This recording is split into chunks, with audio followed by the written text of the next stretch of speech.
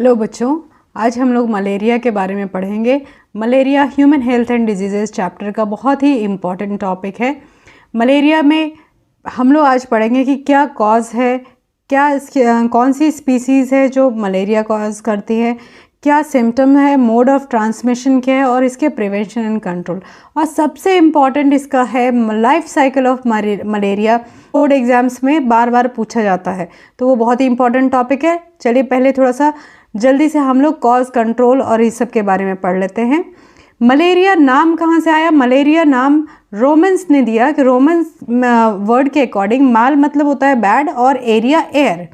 तो जो swampy areas थे, डैम्प एरियाज़ थे, वेट लैंड्स थे, वहाँ पे जो फाउल स्मेल था वो ब्रीडिंग प्लेस थे मॉस्किटोज़ के लिए, इसीलिए उन्होंने ये नाम मलेरिया नाम दिया इस डिज़ीज़ को। इसका कॉज अगर हम देखें तो ये एक प्रोटोजोआ है, प्रोटोजोन है जिसका नाम है प्लाज्मोडियम। इसकी कौन कौन सी स्पीसीज़ है? 4 स्पीसीज़ है, Plasmodium oval, Plasmodium vivax, Plasmodium malaria और प्लाज्मोडियम फैल्सीपेरम। ये लास्ट वाला जो स्पीसीज़ है प्लाज्मोडियम फैल्सीपेरम, ये हाईली इन्फेक्शियस है, ये कॉज करता है जिसको हम मैलिग्नेंट मलेरिया बोलते हैं। ये मलेरिया का ये स्टेज है जो फेटल हो सकता है, जिसमें पर्सन की डेथ हो सकती है। अब आते हैं हम लोग सिम्टम्स पे। सिम्टम्स, मलेरिया का सिम्टम हमेशा से ये सब लोग जानते हैं कि हाई फीवर विथ चिल्स, यहाँ इसमें बहुत ठंड लगती है पेशेंट को और बॉडी टेम्परेचर बहुत हाई रहता है। तो पहला सिम्टम हो गया हाई फीवर विथ चिल्स। दूसरा है कि अगर ट्रीटमेंट प्रॉपरली नहीं हो रहा है तो ये फीवर रिपीट होते रहेगा 24 आवर्स, 48 आवर्स और 72 आवर्स पे। और अगर फीवर का रिपीटेशन है तो ये भी एक सिम्टम है कि जो पर्सन है या जो पेशेंट है वो मलेरिया से ग्रसित है। दूसरा हो गया जो पेशेंट है वो वीक हो जाता है और अनेमिक हो जाता है। वीक नेचुरली, जैसे ही वो कोई डिजीज पर्सन है तो वो वीक रहेगा ही, क्योंकि इसमें उसके आरबीसी सेल्स इन्फेक्टेड होते हैं। पेशेंट वीक होता है क्योंकि आरबीसी सेल्स इन्फेक्टेड हो जाते हैं, लिवर इन्फेक्टेड है और आरबीसी का डिस्ट्रक्शन कॉज करेगा तो वो एनीमिक हो जाएगा। दूसरा है कि इसमें क्योंकि इन्फेक्शन लिवर में है और स्प्लीन ग्रेवयार्ड ऑफ आरबीसी है, तो यहाँ पे इन दोनों का एनलार्जमेंट हो जाता है।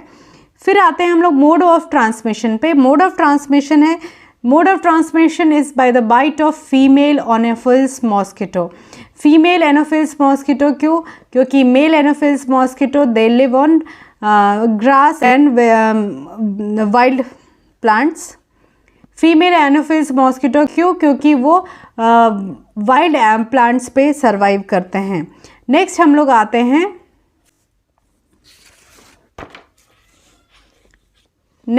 आते हैं प्रिवेंशन और प्रिवेंशन पे। प्रिवेंशन के जो मेथड्स हैं, एक है use of fine net on the doors and Windows. पहला यही है कि भाई मच्छर को अंदर आने ही ना दो, तो मलेरिया का सवाल ही पैदा नहीं होता।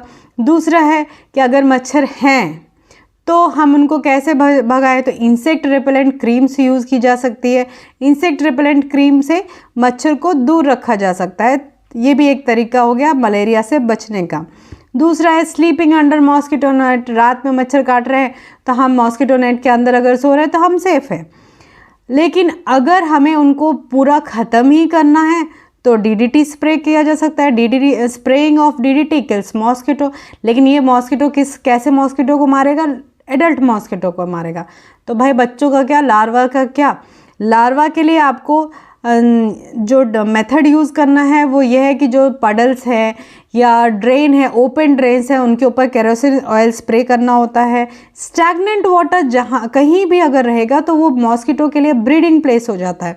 तो वैसे ब्रीडिंग प्लेसेस को हमको ख़त्म करना है, तो उसका एक मेथड हो गया स्प्रेइंग ऑफ केरोसिन ऑयल। फिर है बायोलॉजिकल कंट्रोल मेथड। अगर हम देखें कि भाई हमें केमिकल यूज़ नहीं करना, हमें बायोलॉजिकल मेथड कोई चाहिए जिसमें कि हम एनवायरनमेंट पे भी कोई इफ़ेक्ट ना होने दे, तो ये है गम्बूसिया और ट्राउट्स जो हैं वो लार्वा पे फीड करते हैं। तो ये मॉस्किटो का इरेडिकेशन का बेस्ट मेथड है, जिसमें कि एनवायरनमेंट भी सेफ और हमें कोई केमिकल भी यूज़ ना करना पड़े। तो ये बहुत सबसे best method eradication of mosquito के लिए यही है, गम्बूसिया और ट्राउट को उस पडल में, ड्रेन में डाल दिया जाए जहाँ पे वो लार्वा को खा जाएंगे। नेक्स्ट लास्ट पॉइंट इसमें है, water should not be allowed to collect near houses. तो इसके लिए हमारे पास क्या उपाय है, हमें प्रॉपर ड्रेनेज सिस्टम रखना पड़ेगा। घर के आसपास ड्रेनेज सिस्टम अगर सही है तो वाटर स्टैग्नेंट डिपॉजिट नहीं होगा, वाटर का कलेक्शन नहीं होगा घर के आसपास। लास्ट है control. Control is by taking quinine in prescribed dosages. Prescribed dosages means doctor जितना बताए उतना ही खाना होता है। ये नहीं कि हम मार्केट गए, डॉक्टर ने उससे बिना पूछे मेडिसिन खरीद के खाना शुरू कर दें। पहला तो है कि जब कोई भी मेडिसिन हमें तभी लेनी होती है जब वो डॉक्टर प्रिस्क्राइब करे, क्योंकि वो डोजेस जानते हैं कि आपके एज के अकॉर्डिंग कितना डोज चाहिए होता है। अब एक बार जस्ट रिवीजन कर लेते हैं प्रिवेंशन का। Use of fine net on the doors and Windows, use of insect repellent creams, sleeping under mosquito nets, spraying of DDT kills mosquito, that is only in the case of adult, spraying of kerosene oil on stagnant water in puddles and open drains, larva, Gambusia and trout feeds on mosquito larva. This is the biological control method. Water should not be allowed to collect around the houses. Next, control by taking quinine in prescribed dosages. चलो अब हम आते हैं life cycle of plasmodium पे। Life cycle of plasmodium एक long answer question है। मैं board exam की बात कर रही हूँ, ICSE बोर्ड हो, CBSE बोर्ड हो, लाइफ साइकिल ऑफ प्लाज्मोडियम ज़रूर पूछा जाता है। लाइफ साइकिल ऑफ प्लाज्मोडियम में यहाँ पे देखो मैंने बहुत कलरफुल बनाया है। कलरफुल सिर्फ इसलिए बनाया कि ऐसे ही पढ़ते पढ़ते बेरंग ज़िंदगी चल रही है तो थोड़ा सा रंग भरा जाए। यहाँ पे ये जो स्ट्रक्चर है ये है मॉस्किटो के सैलिवरी ग्लैंड का, और मॉस्किटो के सैलिवरी ग्लैंड में क्या है, स्पोरोजॉइड्स फॉर्म होते हैं। किसके स्पोरोजॉइड्स? प्लाज्मोडियम के स्पोरोजॉइड्स। ये स्टेज हाईली इन्फेक्शियस स्टेज है, यहीं से इन्फेक्शन स्टार्ट होगा। ये स्पोरोजॉइड्स जैसे ही कोई मच्छर किसी ह्यूमन बीइंग को काटता है, so at the time of bite of by a mosquito this sporozoite is transferred into the human blood.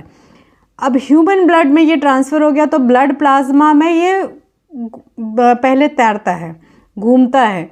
बोला कि नहीं अभी पहले तो देखना है कि कहाँ पहुँचना है, तो ब्लड प्लाज्मा में ये यहाँ पे ब्लड को इन्फेक्ट नहीं करेगा, ये आपको ध्यान में रखना है, इसलिए मैं बता रही हूँ। ये एंटर तो ब्लड स्ट्रीम में होता है, लेकिन ब्लड स्ट्रीम से ये जाता कहाँ पे? लिवर पे।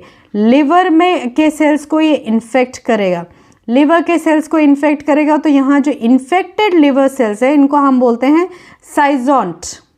साइजोंट। अब ये यहाँ पे इसका रिपीटेड मल्टीप्लिकेशन होते रहेगा। रिपीटेड मल्टीप्लिकेशन से लिवर के सेल्स का डिस्ट्रक्शन होता है और bursting of liver cells result in formation of merozoites. ये स्टेज जो है मीरोजॉइड फॉर्मेशन, मीरोजॉइड स्टेज में ये एंटर होता है आरबीसी। इसका मन भर गया लिवर सेल्स में रहते रहते, तो अब वो बोलता है चलो नए डेस्टिनेशन की तलाश में जाते हैं, और यहाँ से वो पहुँचता है आरबीसी में। आरबीसी में आप देखोगे कि यहाँ पे मैंने एक सर्कल जैसा बनाया है।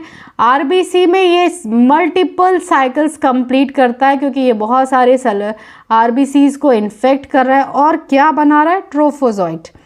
ट्रोफोजॉइट स्टेज में ये आगे बाहर फॉर्म करता है गेमिटोसाइट। ये स्टेज है गेमिटोसाइट्स, और यहाँ पे गेमीट्स फॉर्म कर रहे हैं। मेल और फीमेल गेमीट्स फॉर्म होंगे। ये दोनों मेल और फीमेल गेमीट्स हैं। यहाँ पे मैं लिख देती हूँ फीमेल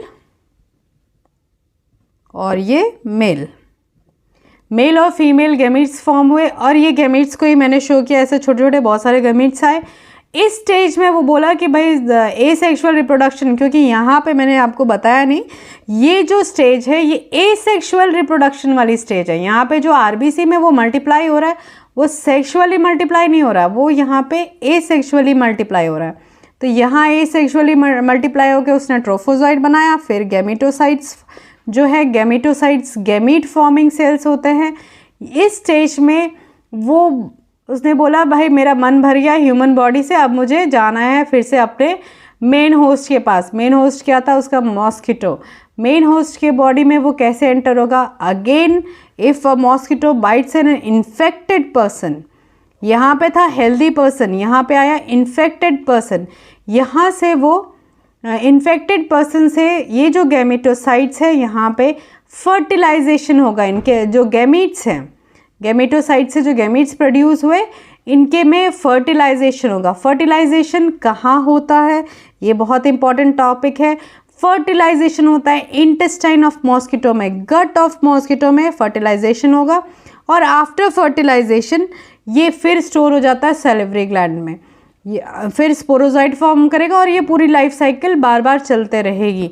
दो होस्ट है, एक होस्ट है मॉस्किटो और दूसरा होस्ट है ह्यूमन बीइंग। एक बार फिर से रिविजन करते हैं। In the salivary gland of mosquito, sporozoites are formed, which is an infectious stage or infective stage. At this stage, it is transferred to the human body by the bite of mosquito. Then it enters into the bloodstream. It floats into the blood plasma. Then it enters into the liver cells because it first infects the liver cells. In the liver cells, it multiplies and forms the zygont. At the time of destruction or bursting of the liver cells, merozoites are released. These merozoites enter into the RBC. Here they multiply asexually to form trophozoite. These trophozoites form the gametocytes, that is gamete forming cells. Male and female gametes are formed. At this stage, mosquito bite an infected person and these stages are taken up by the person, by the mosquito from an infected person to the mosquito again. So the life cycle which started from sporozoite in the bloodstream ends into the gamete formation in the human host and but the fertilization is not taking place. This is the asexual stage which is taking place in the human host. Sexual stage takes place again in the mosquito body and where it takes place is the fertilization. The process of fertilization occurs in the intestine of mosquito and after that it again gets stored into the salivary gland of mosquito. This is all about the life cycle of mosquito, which is a very important question and many questions can be framed from this part. Thank you everyone.